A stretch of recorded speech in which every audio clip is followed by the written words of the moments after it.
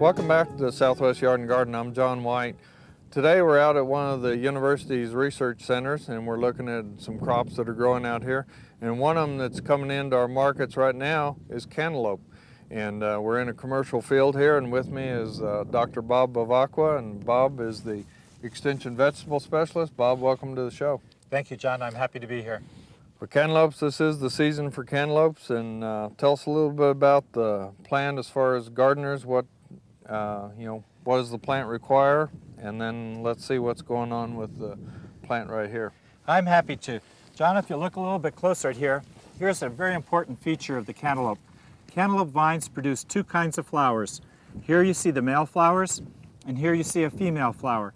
And honeybees are required to transfer the pollen from the male to the female, at which time she becomes fertilized, and then this develops 30 days later into the fruit that we eat. So don't be spraying any insecticides when the plant's in bloom. That's correct. Gonna knock your bee population off. And usually we get a lot more male flowers than we do female flowers. Sometimes as high as 10 to 1.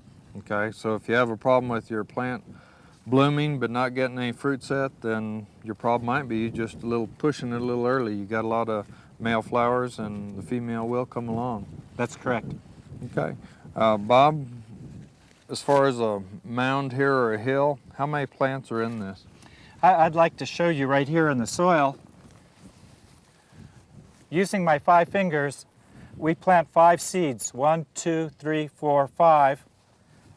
And then we come back 2 weeks later and we keep the 2 strongest plants and we thin out the others. So the resulting population here is 2 plants per hill.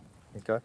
Is that because the 2 plants like to be together, or is it for better pollination, or? To avoid unnecessary competition from the plants.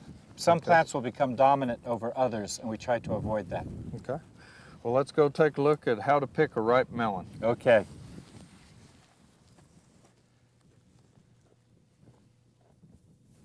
Bob, it looks like we've got a good set here.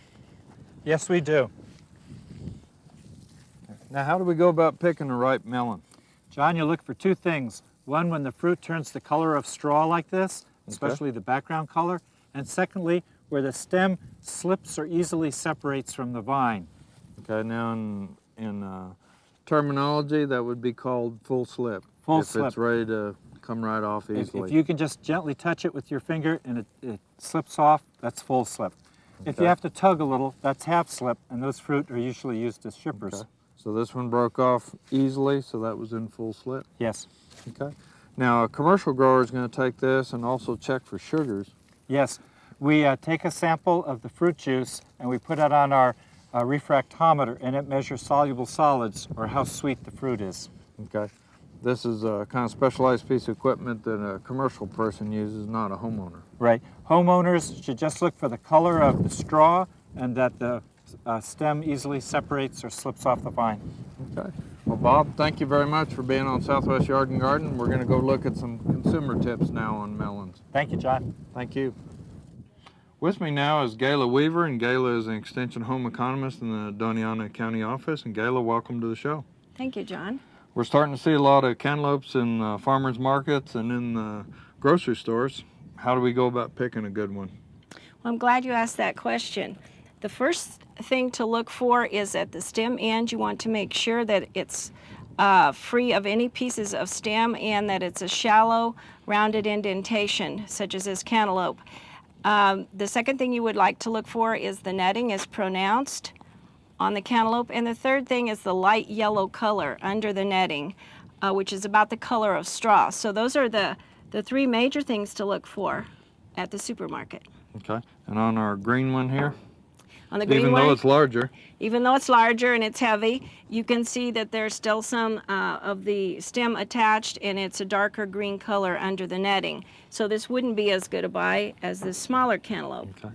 What about the old sniff test? Sniff test, and that's also a good one. It will have a slight cantaloupe fragrance, this one does, and also the blossom end should give slightly under pressure from the thumbs, and this one also does that. Okay. Now, nutritionally on cantaloupes, what are we looking at as far as nutrition? Cantaloupes are one of the most nutritious fruits you can buy because of their dark yellow color. They're high in vitamin A. They're also high in vitamin C. Good source of fiber.